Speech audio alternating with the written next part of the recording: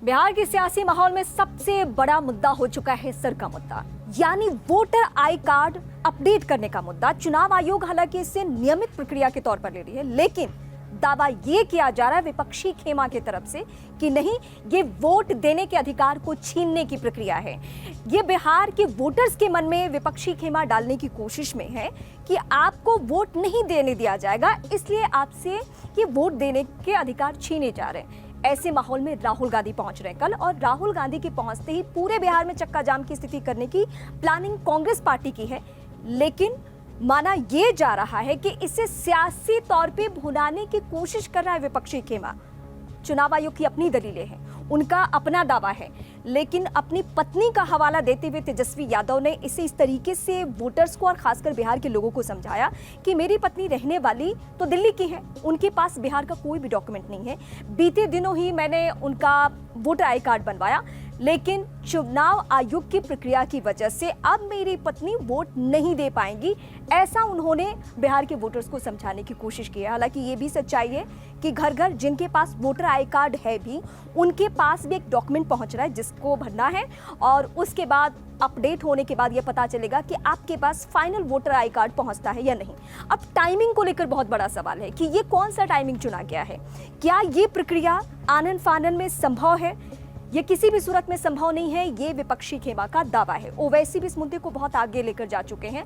चुनाव आयोग के दफ्तर तक वो गए, वहां भी उन्होंने पहले पत्र लिखा, फिर अपनी बातें रखी। अब राहुल गांधी चुनावी माहौल में पटना पहुंचने वाले हैं, और पटना के साथ साथ बिहार के अलग अलग जिलों में कांग्रेस पार्टी के कार्यकर्ता, आरजेडी के कार्यकर्ता इस मुद्दे को लेकर बहुत ही ज्यादा हमलावर होने वाले हैं। हालांकि मुद्दा अभी जंगल राज का, अपराध का ये छाया हुआ है, लेकिन इससे भी बड़ा मुद्दा फिलहाल बिहार में सर का मुद्दा हो चुका है, यानी वोटर आई कार्ड अपडेट करने का मुद्दा। और सियासी पार्टियां, खासकर आरजेडी और कांग्रेस, किसी भी सूरत में इस मुद्दे को अपने हाथ से नहीं जाने देना चाहते हैं, और यही वजह है कि ये बिहार के वोटर्स के जहन में डालने की कोशिश की जा रही है कि आपसे वोट देने का अधिकार छीना जा रहा है। आपका जो अधिकार है, मौलिक अधिकार है, वो आपसे ले लिया जाएगा। और यही बातें लेकर राहुल गांधी भी पहुंचने वाला है। हालांकि Rahul Gandhi back to back Bihar का दौरा इन दिनों उनका हो रहा है, लेकिन कल जब वो पहुंचेंगे तो पहले से ही आपने देखा है कि चुनाव दर चुनाव राहुल गांधी बहुत हमलावर रहे हैं चुनाव आयोग की प्रक्रिया को लेकर, चुनाव आयोग की पारदर्शिता को लेकर वो पहले भी सवाल उठा चुके हैं। और अगर मैं 2020 के एक वाक्य का जिक्र आपके सामने करना चाहूं तो 2020 में भी यही हुआ था, लेकिन फर्क यह है कि तब चुनाव आयोग के दफ्तर का घेराव आरजेडी ने तब किया था जब चुनाव परिणाम आ गया था, और कुछ सीटों को लेकर सस्पेंस की स्थिति थी कि इसे मैनेज किया गया है, ये आरोप था आरजेडी का।